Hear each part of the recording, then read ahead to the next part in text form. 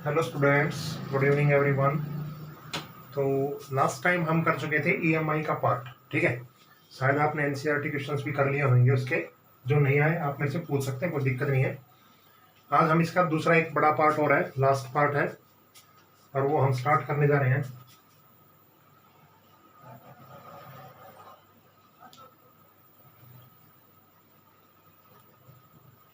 Alternating current.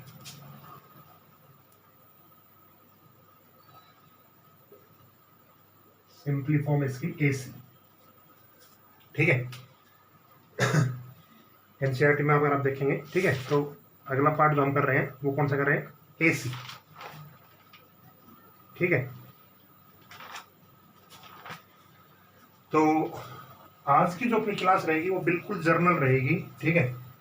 और journal का मतलब बहुत इंपॉर्टेंट क्लास है। इस क्लास में हम कर रहे होंगे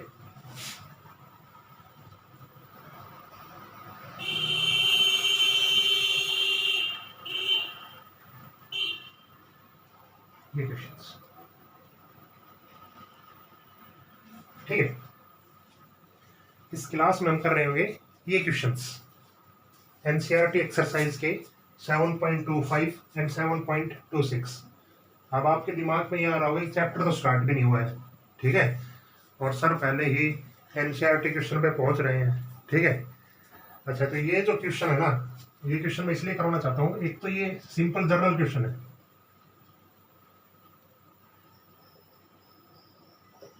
ठीक है।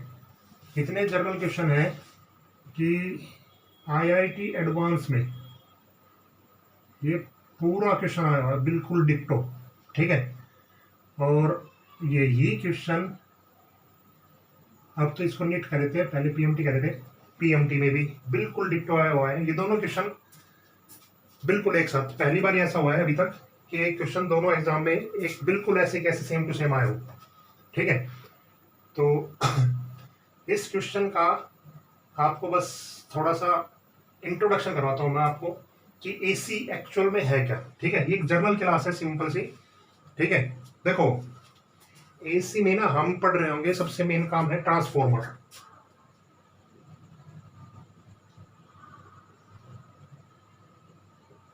ठीक है।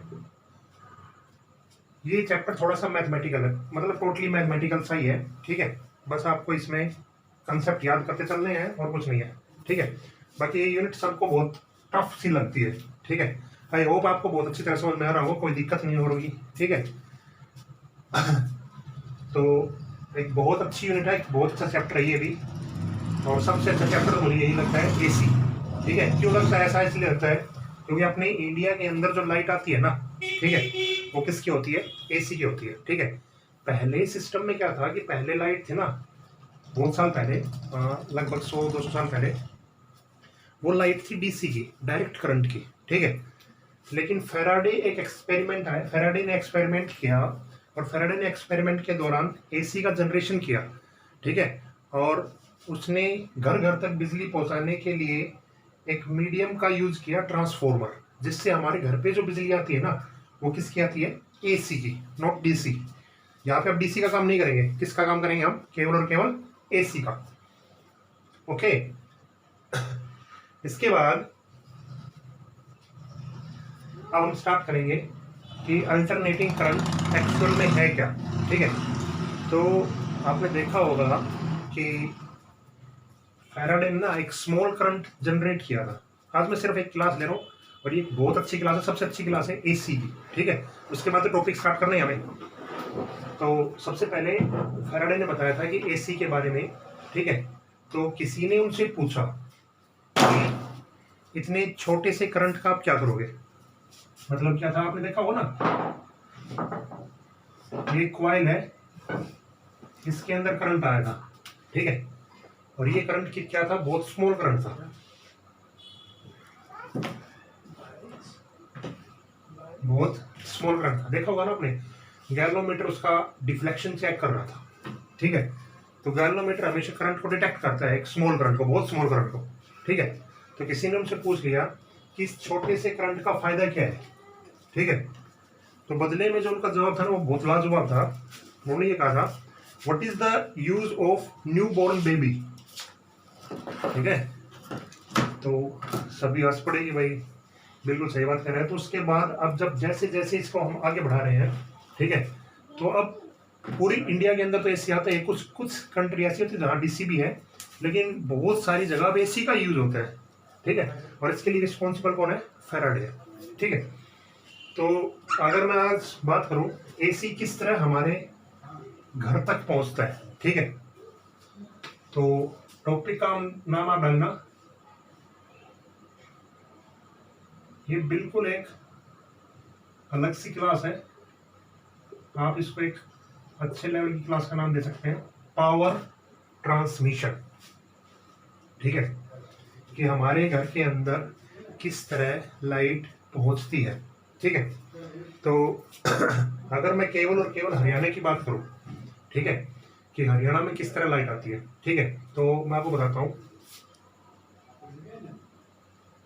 एक स्टेशन होता है हरियाणा का,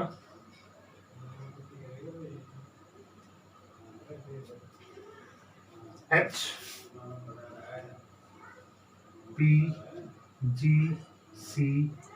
थोड़ा सा इंजीनियरिंग टाइप है क्लास, ठीक है, लेकिन आपको पता चलना चाहिए हमारे घर में बिजली आती है कैसे, एक्चुअल में। ठीक है, ऐसे फिजिक्स पढ़ने का कोई फायदा नहीं है जब तक आपको जनरल नॉलेज ना हो कि फिजिक्स का यूज भी कहाँ कहाँ होता है भाई। ठीक है, HPGCL, इसको हम कहते हैं Haryana power generation corporate limited. ठीक है, यहां से हम क्या करते हैं, कुछ वोल्टेज को सप्लाई करते हैं। ठीक है, कुछ वोल्टेज सप्लाई करते हैं और ये वोल्टेज होती है लो वोल्टेज। ठीक है, ये वोल्टेज होती है लो वोल्टेज। ठीक है, इसके बाद हम इसका जो यूज करते हैं वो करते हैं हम स्टेप अप ट्रांसफॉर्मर।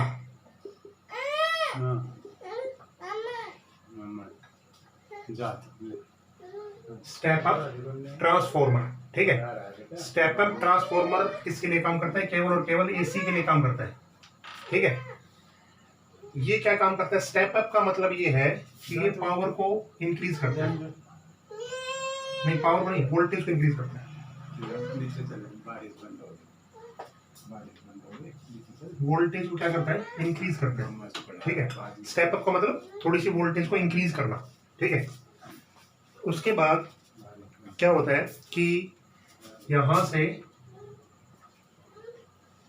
जो लाइट आती है, ये करंट चल रहा है यहाँ से वोल्टेज के दौरान ये करंट लाइन एक, इसको मैं रिप्रेजेंट कर रहा हूँ आईसी से। किससे रिप्रेजेंट कर रहा हूँ? आईसी से। ठीक है, अगर आप इस प्रोसेस सुनेंगे तो ये दो क्वेश्चन बहुत आराम से हो जाएंगे। इस क्वेश्चनों में लगभग सभी को डाउट रहता है कि कैसे होगा, कैसे क्या करा, क्या किया इसमें। ठीक है, पिछली क्लास में भी ऐसा ही डाउट आया था कि ये दो क्वेश्चन तकरीबन किसी समझ नहीं आ रहे थे। ठीक है, उस टाइम तो मैंने डायग्राम बताया भी नहीं था उस टाइम। ठीक है, क्योंकि वो थोड़े से कर लेते थे, तो मैंने इनको, अब आप समझिए इसको अच्छी तरह से, देखो आगे। इसके बाद जो लाइट आती है वो आती है किसके पास? HVPN के पास। ठीक है, ये HVPN क्या है? हरियाणा विद्युत प्रसारण निगम। ठीक है, ये क्या था? HPGCL। मैं आपको लाइट बता रहा हूँ किस तरह आते हैं अपने घर के पास। ठीक है, इसके पास एक रेजिस्टेंस होता है, जैसे करंट चलेगा। ठीक है, तो यहाँ पे हम वोल्टेज इंक्रीज कर देते हैं V2।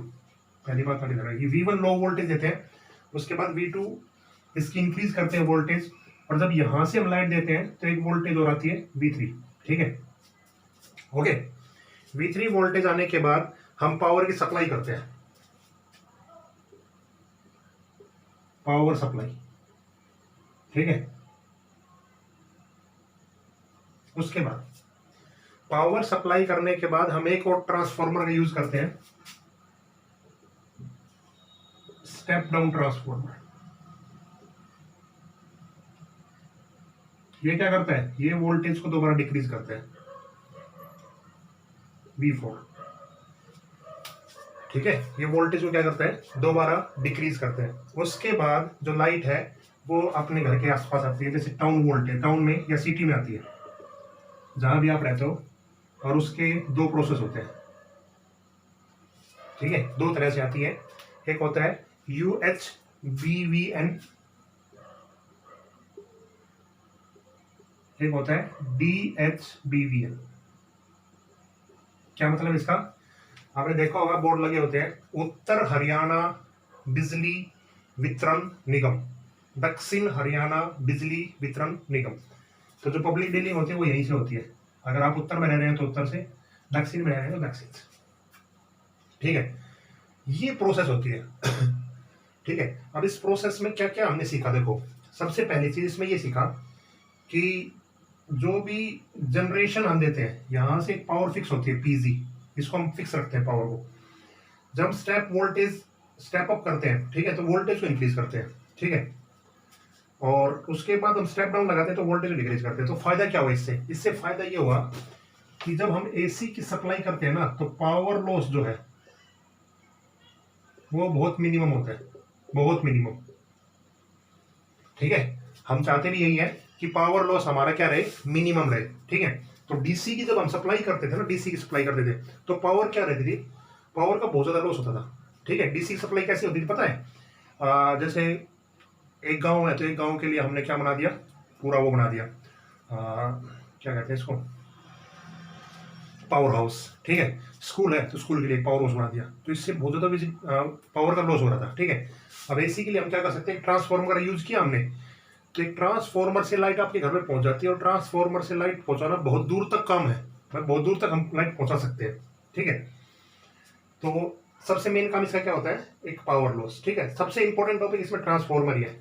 ठीक है, लेकिन इससे भी बहुत सारी चीजें और भी इंपॉर्टेंट है, लेकिन एसी जो जर्नली है वो ट्रांसफार्मर पे ही काम करता है, वो हम पढ़ेंगे सबसे लास्ट टॉपिक इस चैप्टर का। ठीक है, इससे पहले हम एसी भी पढ़ेंगे बहुत सारा। तो अब इस तरह देखो, आगे देखो, ये पावर लॉस किस तरह मिनिमम होती है। देखो ये जो पीजी होता है, पावर जनरेटेड, ठीक है, फॉर्मूले आपको पता है, वी इंटू में क्या होता है, आई, वी इंटू में क्या होता है, आई। ठीक है, तो अगर मैं लिखूं V2 और IC, यहां तक की लाइट, ठीक है, तो V2 को हमने इंक्रीज किया। ठीक है, तो इसका मतलब यहाँ पे करंट क्या होगा, डिक्रीज होगा भाई। क्यों? क्योंकि अभी मैंने बताया था कि ये जो पावर है, यहाँ से जो पावर हम देते हैं वो बिल्कुल फिक्स रहती है, यहाँ से वेरिएट नहीं करती है। ठीक है, तो अगर वोल्टेज को हमने इंक्रीज कर दिया ना यहाँ पे, तो यहाँ जाते जाते करंट क्या हो जाएगा, डिक्रीज हो जाएगा, तभी तो ये फिक्स रहेगी। ठीक है, और पावर लॉस का फॉर्मूला क्या होता है, I²R, पढ़ा है आपने? अगर यहाँ से मैं देखूँ, यहीं पे लिख देता हूँ, ठीक है, ताकि आपको क्लियर रहे। देखो बहुत अच्छी अच्छी चीजें हैं, थोड़ी सी आपको बस दिमाग में बैठनी चाहिए। ठीक है, ताकि आप पढ़े तो आपको ये लगे कि हाँ हम कुछ पढ़ रहे हैं, अच्छा। ठीक है, बोरिंग महसूस ना हो। ठीक है, उसके बाद देखिए आप, तो ये फॉर्मूला हो गया I²C। ठीक है, अगर आप यहां से वैल्यू रखते हैं, देखो IC की, तो PG² RC अपॉन में V2 का स्क्वायर हो गया, नहीं है?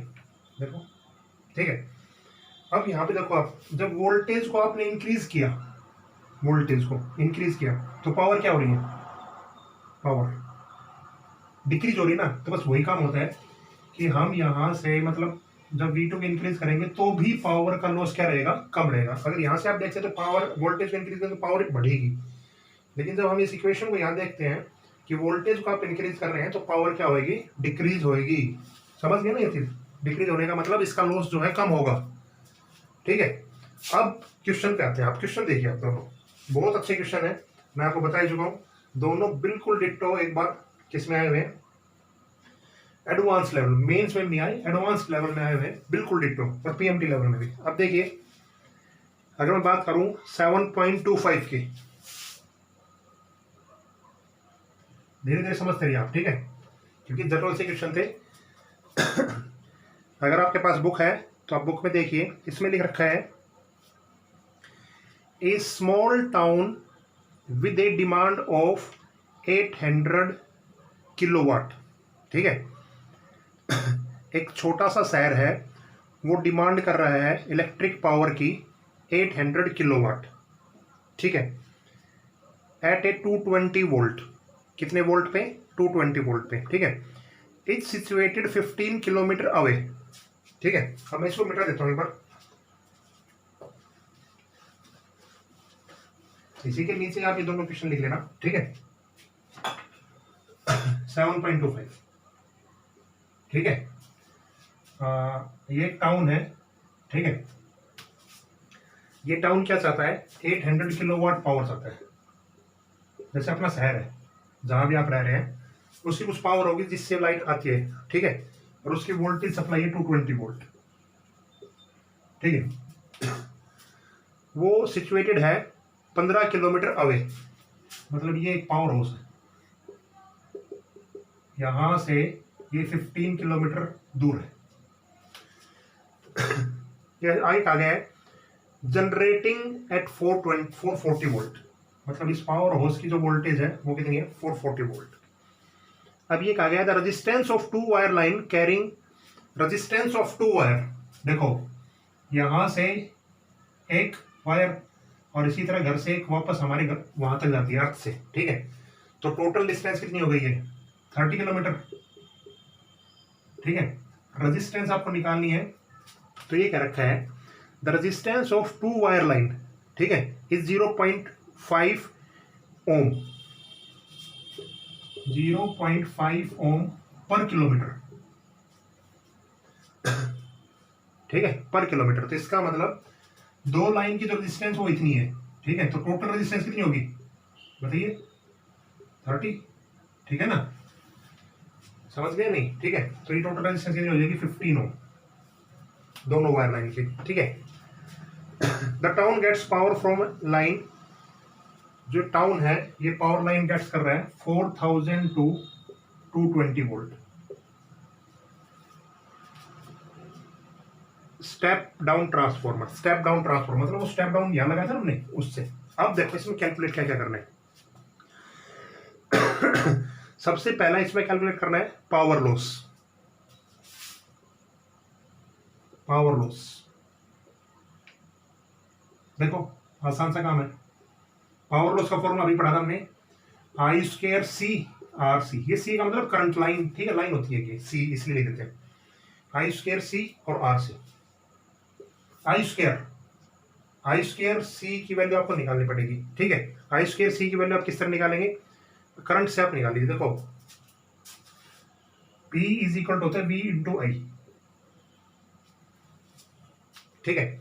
P इज इक्वल टू क्या होता है, V इंटू आई, ठीक है। अब इसमें पावर जो जनरेट दे रखी है पावर, ठीक है, तो वो पावर कितनी है बताइए आप मुझे, कितनी चाहिए पावर इसको, 800 किलोवाट। V वोल्टेज, देखो इनिशियल वोल्टेज इतनी थी, लेकिन इसके पास टोटल वोल्टेज कितनी थी, 4000। तो टोटल करंट कितना आ जाएगा, देखो 30 कैंसिल हो गई, 4 से करेंगे तो ये 4000 था, 800 किलोवाट है, हाँ सही है। तो कितना आ जाएगा यहाँ से 200 एम्पियर। तो आई की वैल्यू कितनी आ जाएगी, 200 एम्पियर। इसमें रख दो बस वैल्यू, 200 इंटू 200, और आर सी कितना दे रखा है, 30। देखिए कितना होगा पावर लॉस यहाँ पे, बताइए आप मुझे। 1 2 3 4 5, 5 0, 3 दूनी 6, और कितने होगा ये, 6 दूनी बताइए, 2 2 4, तो ये रेजिस्टेंस 15 ओम है, ठीक है। तो 15 चौक 60, और कितनी जीरो होगी, 3 जीरो, 4 जीरो होगी, ठीक है। तो इसका मतलब जो इसमें पावर लॉस हुआ वो इतना होगा भाई, कितना होगा टोटल, ये 600 किलोवाट, ठीक है। देख लेना अपना आंसर, मेरे पास तो बुक ही अभी, तो साइंस 600 किलोवाट होगा, ठीक है। उसके बाद इसके दूसरे पार्ट में एक आ गया है, ठीक है, how much power must be plant supply assuming that the negligible power loss due to leakage, ठीक है। ये क्या रखा है कि सप्लाइड पावर टोटल कितनी हुई, ठीक है, मतलब यहां से जो पीजी है, पीजी वो कितना सप्लाई हुआ, ठीक है, टोटल पावर कितनी सप्लाइड हुई, ठीक है, कि जिससे अगर हम पावर लॉस को नेग्लिजिबल करें, पावर लॉस को नेग्लिजिबल करें, लीकेज के कारण। लीकेज का मतलब आप देखते हैं ट्रांसफार्मर में गंदी सी आवाज भी आती है, घूम, ऐसी कई काफी तरह की लीकेज होती है हीट के रूप में। तो टोटल पावर इस पावर प्लांट ने कितनी सप्लाई की, देखो अगर इस पावर लॉस को हम नेग्लिजिबल करते हैं तो 600 ये था और चाहिए हमें कितनी 800। तो इसका मतलब यहां से जो पावर गई होगी वो कितनी गई होगी 1400 किलोवाट। ठीक है, इसमें से 600 तो निकल गई, ठीक है, और 800 बच गई, 800 में चाहिए थी। ठीक है, तो मतलब पावर ने कितनी, पावर जनरेट कितनी हुई 1400 किलोवाट। क्लियर हो गया ना आराम से, बहुत अच्छी तरह समझ में आ रहा है, तो कोई दिक्कत नहीं है। थर्ड लास्ट पार्ट में क्या रखा है, characteristic the step up transformer of the plant. ठीक है, ये क्या रखा है कि स्टेप अप ट्रांसफॉर्मर की वोल्टेज कितनी होगी, means V2। Step up transformer की वोल्टेज कितनी होगी भाई, बहुत आसान है, देखो थर्ड पार्ट में कि स्टेप अप वोल्टेज इंक्रीज करता है IR, क्या फॉर्मूला होता है, IR होता है ना। ठीक है, तो कितना करंट सामने पास 200 और रेजिस्टेंस कितना है 15, कितना हो गया 3000। ठीक है, तो इसका मतलब इसने जो वोल्टेज इंक्रीज की होगी, ठीक है, वो कितनी की होगी 4000 प्लस 3000। ठीक है, मतलब क्या था 4000 क्या था इसमें, अरे देखो इतनी सप्लाई थी 4000 की। ठीक है, और वोल्टेज जब इंक्रीज हुई तो टोटल कितनी होगी 3000। तो टोटल जो सप्लाई हुई यहां पे वो कितनी हुई 7000 की। क्यों भाई, वोल्टेज जो काम करता है स्टेप अप का काम करता है, वोल्टेज इंक्रीज करता है। तो 4220 वोल्ट से हमने 4000 दी पावर जनरेशन से, क्लियर है चीज। उसके बाद स्टेप अप ने क्या किया, इसको ट्रांसफर कर दिया, मतलब वोल्टेज इंक्रीज कर दी। वो वोल्टेज कितनी पहुंच गई जाके आगे, आगे जब पहुंची वो 7000 हो गई थी। ठीक है, क्लियर हो गया ये पार्ट, अच्छी तरह समझ में आ गया हो ना किस तरह करना है आपको, ये मेथड समझ में आया आपको। ठीक है, इसके बाद नेक्स्ट काम, एक नेक्स्ट क्वेश्चन है 7.26। ठीक है, अब देखो 7.26 में क्या करेंगे, मैं पहले बताता हूं आपको। यहां आप देख रहे हैं पावर जो है ना, देखो इतनी हमें चाहिए थी, इतनी लॉस हो गई, मतलब लगभग 50% के आसपास पावर क्या हो गई, लॉस हो गई ना, हीट के रूप में निकल गई, किस तरफ निकल गई वो, लेकिन लॉस हो गई। तो हम क्या चाहते हैं, हम तो ये चाहते हैं कि पावर हमारे पास क्या रहे, मिनिमम रहे। तो आज से अगले क्वेश्चन में यही पूछ रखा है। अब पढ़ते हैं अगला क्वेश्चन। अगला क्वेश्चन ये है, डू द सेम एक्सरसाइज, ऐसा ही काम हम इसमें करेंगे, अबाउ विद द रिप्लेसमेंट, ठीक है, ऑफ अर्लियर ट्रांसफॉर्मर बाय 40,000। अब की बार ये 4000 की जगह क्या कितना कर दिया 40,000। ठीक है, to 220 volt step down transformer. ठीक है, स्टेप डाउन का मतलब ये वोल्टेज नीचे आती आती इतनी हो जाती है, पहले इतनी दी थी फिर इतनी कर देते हैं हम। ठीक है, losses this may not be good assumption any longer because of very high voltage transmission involved, because of very high transmission voltage involved। अब इस लाइन का मतलब समझो आप, देसी भाषा में आपको बताता हूँ। देखो हाई वोल्टेज इन्वॉल्व का मतलब ये होता है कि आप किसी भी ट्रांसफॉर्मर या किसी भी के पास जाए ना, पावर हाउस के पास, तो वहां पे ना डेंजर सिग्नल किस तरह के बोर्ड होते हैं, लाल कलर के, किसी ने नहीं देखे हैं तो आप देखना जरूर। ठीक है, वो क्या काम करते हैं कि वहां पे सप्लाई जो होती है ना बहुत ज़्यादा हाई वोल्टेज की होती है, उसके पास से जाना भी खतरनाक होता है। ठीक है, मतलब उसके पास से जाने से खतरनाक क्या होता है कि आदमी अगर एक बार उससे कांटेक्ट में आ गया ना, तो उस आदमी को फिर धरती पे कोई नहीं उठा सकता, इतनी वोल्टेज होती है वो, ऐसे समझ लो। एक्सप्लेन, अच्छा इस क्वेश्चन करते पहले, explain why high voltage transmission is preferred. अब इसमें क्या रखा है कि हम इस हाई वोल्टेज ट्रांसमिशन को ही प्रीफर क्यों करते हैं, क्यों, मतलब इस वोल्टेज को हम प्रीफर क्यों करते हैं, हाई वोल्टेज को ही प्रीफर क्यों करते हैं, क्यों ना हम जो पावर जनरेशन से जो हमने लो वोल्टेज निकाली थी ना, उसको हम प्रीफर क्यों नहीं करते। देखिए अब इसमें भी वही काम आप करते रहिए। करना क्या है आपको, ये ट्राई आपको खुद करना है। ठीक है, अगर करने की कोशिश करना, क्योंकि 25 मिनट की वीडियो हो गई है, ज़्यादा 30 मिनट से ऊपर जा नहीं सकती। देखो इसमें क्या करना है बता देता हूँ चलो आपको 1-2 मिनट के अंदर। ये क्वेश्चन आराम समझ में आ गया, कोई दिक्कत नहीं है। ठीक है,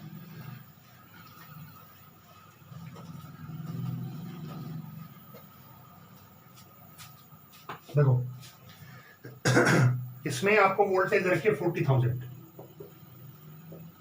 ठीक है, तो यहां से अगर आप करंट निकालेंगे, अब करंट देखो P is equal to VI, 800 kilowatt का था ना ये 1000, और वोल्टेज अब कितनी कर दी 40,000 कर दी भाई। अब आई 4 जीरो कैंसिल हो गई, ठीक है।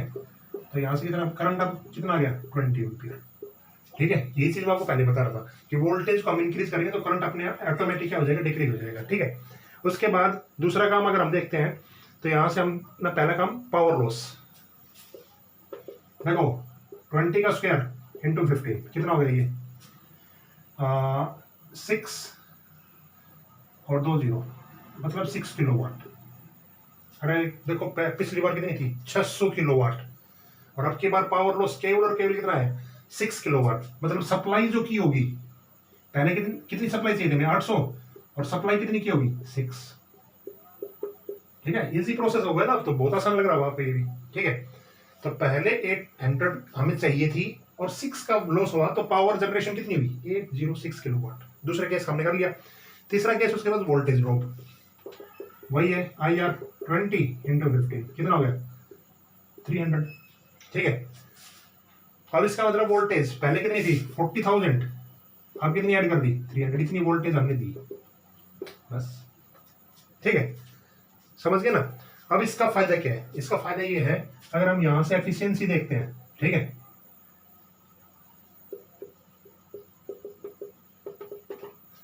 एफिशिएंसी का बस आप इतना फॉर्मूला समझ लो कि जितनी वोल्टेज हमें चाहिए उस वोल्टेज से हम डिवाइड, जितनी लॉस हुआ है मतलब जितनी ऐड करके हमने दी है उसको 100% से मल्टीप्लाई करेंगे तो ये नियरली इक्वल टू 1% आ रही है, नियरली, ठीक है। इसका मतलब इसके अंदर पावर लॉस बहुत कम हो रहा है, ठीक है। कभी आपने पढ़ा हो कार्नोट इंजन, पढ़ा है कभी, देखो 11 से अगर आपको थोड़ा डिस्कस करूं, कभी आपने पढ़ा है कार्नोट इंजन। तो कार्नोट इंजन यही कहता है कि अगर एन की वैल्यू ईटा की वैल्यू 1 होती है ना तो परफेक्ट है, लेकिन ऐसा इंजन बनाना पॉसिबल नहीं है, ठीक है। और ये भी 1% से थोड़ा सा नीचे है तो ये पॉसिबल हो सकता है, लेकिन 1% बनाने वाला कभी पॉसिबल नहीं होगा, ठीक है। तो इसमें यही निकालना था बस, क्लियर ये चीज समझ गए, ठीक है। अच्छा, अगर इतनी हाई वोल्टेज लाइन, ठीक है, ये 40,000 जैसे 220 था ना 220, ठीक है, और कितना कर दिया अब हमने 40,000। अगर 40,000 वोल्ट की लाइन हमारे घर में आ जाए तो क्या दिक्कत होगी, बहुत सारी दिक्कत हो जाएंगी भाई, बहुत सारी दिक्कत, ठीक है। घर में जो आप जैसे लाइट जलाते हैं, अगर वो स्विच बंद पड़ा है ना बंद, ठीक है, तो लाइट जलने लग जाएगी अपने आप, ठीक है। बंद पड़े स्विच के अंदर सब कुछ चलने लग जाएगा, टीवी फ्रिज ये चलने लग जाएंगे। क्यों क्यों ऐसा क्यों होता है, ऐसा इसलिए होता है क्योंकि फिर उसके बाद ना जिससे हम कांटेक्ट करते हैं, जैसे ये 2 तार जोड़ते हैं हम, ठीक है, उनके बीच में जो एयर गैप होता है वो एयर भी क्या हो जाएगी कंडक्टर के रूप में बिहेव करने लग जाएगी, ठीक है। एयर किसके रूप में बिहेव करने लगेगी कंडक्टर के रूप में, ठीक है। चलो मैं आपको एक लाइन पढ़ाता हूँ बहुत अच्छी, ठीक है। एक मिनट रुको, NCERT, एक सेकंड रुको।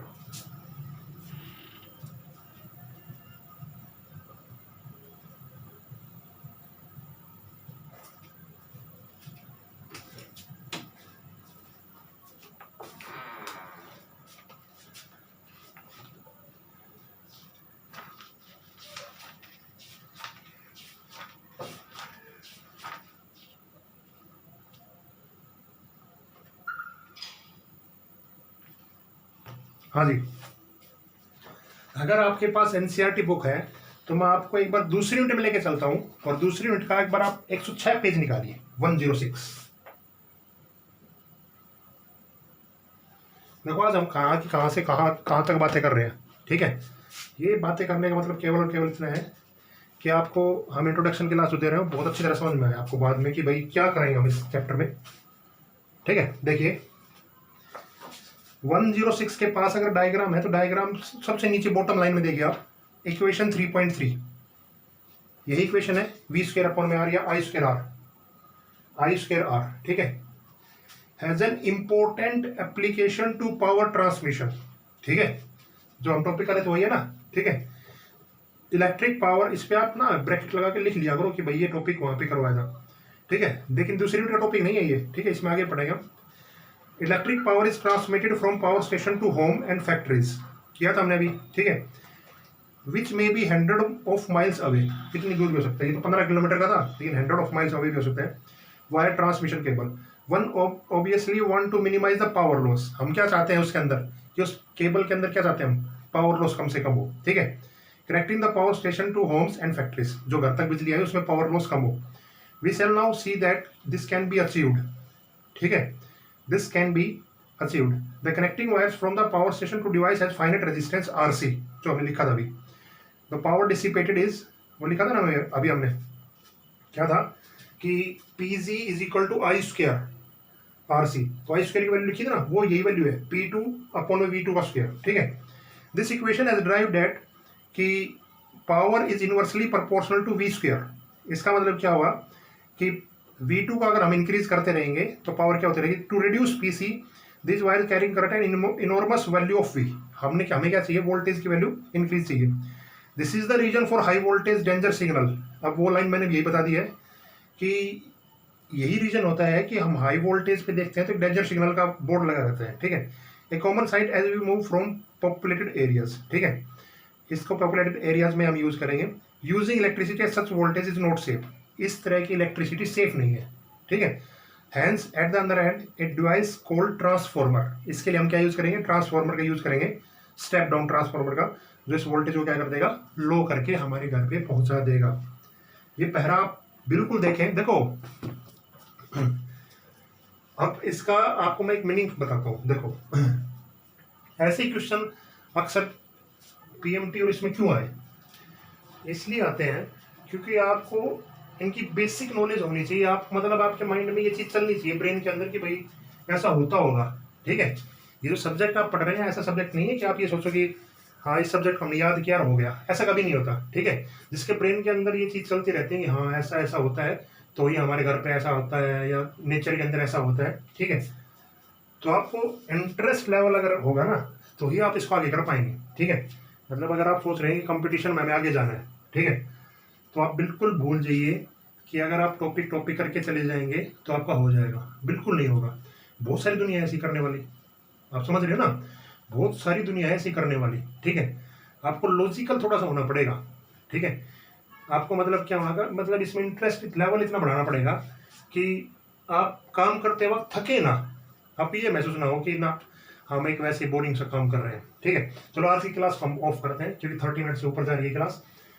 तो शायद आपको ये जो इंट्रोडक्शन क्लास नहीं है, ये टॉपिक क्लास है, ठीक है।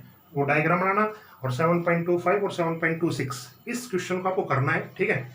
ये बोर्ड एग्जाम में भी आया हुआ है, ठीक है। देखो इस क्वेश्चन की कितनी भारी महिमा है कि तीनों जगह आया हुआ है ये, ठीक है। आप देखेंगे तो, ठीक है, क्योंकि ये क्वेश्चन आपको लग भी गया वो क्यों इंपॉर्टेंट है, पता चल गया ना कि AC सप्लाई करना। फिर देखो दूसरी यूनिट से इसको कनेक्ट किया हमने, ठीक है, दूसरी यूनिट से हमने इसको क्या किया, कनेक्ट किया। हमने नहीं कनेक्ट किया, अगले जो जिन्होंने एक बुक बनाई थी ना, देखो NCERT और जो आप प्रदीप का यूज करते हैं या और किसी ऑथर का यूज करते हैं, डिफरेंस क्या है, ठीक है। हाँ अगर मेरे मन में आएगी तो बात बता देता हूँ। देखो NCERT बहुत सारे ऑथर मिलकर बनाते हैं, बहुत सारे, लगभग 100 के आसपास, तो उसमें आप एक भी मिस्टेक नहीं निकाल सकते, एक भी। और जो प्रदीप की है, SL Arora, Dinesh, JPD, modern, ठीक है, अब इसमें बहुत सारे मिसकंसेप्ट रहते हैं, ठीक है। अब उसको पढ़ के ना आदमी पागल रहते हैं, ठीक है। काफ़ी चीज़ें ऐसी रहती हैं कि जो समझ में नहीं आती, अब वो गलत होती ही, लेकिन वो उसने आपके दिमाग में मिसकंसेप्ट बढ़ा दिया, ठीक है। तभी मैं आपसे ये कह रहा हूँ, ठीक है। पिछली बार तो स्टूडेंट्स ने मैंने कह दिया था कि प्रदीप आप यूज़ कर लो, ठीक है। पिछली बार मैंने कहा था कि NCERT आप यूज़ कीजिए, ठीक है। तो NCERT उन्होंने पढ़ी तो उनका बेनिफिट उनको मिला, ठीक है। आप भी NCERT पढ़िए, आपको बेनिफिट के अलावा आपको कंपटीशन में बहुत हेल्प मिलेगी, ठीक है। परसेंटेज के लिए अगर आप काम करेंगे तो आप प्रदीप के पढ़ लीजिए, कोई दिक्कत नहीं है, मेरे को कोई दिक्कत नहीं है, ठीक है। क्योंकि उसमें बहुत इजी लैंग्वेज है, बहुत इजी लैंग्वेज है, जो आप रट लेंगे फिर पेपर में कर देंगे, नंबर आ जाएंगे, कोई दिक्कत नहीं है। समझने की चीज़ तो यहीं से समझ जाएगी, ठीक है। बाकी आपकी इच्छा है, आप जिस तरह भी वर्क करना चाहें, आपका फ्यूचर है, आपका करियर है, ठीक है। तो नेक्स्ट क्लास में हम स्टार्ट करेंगे average value of AC, actual में AC होता क्या है, ओके। इनको करना, ओके स्टूडेंट्स, गुड नाइट।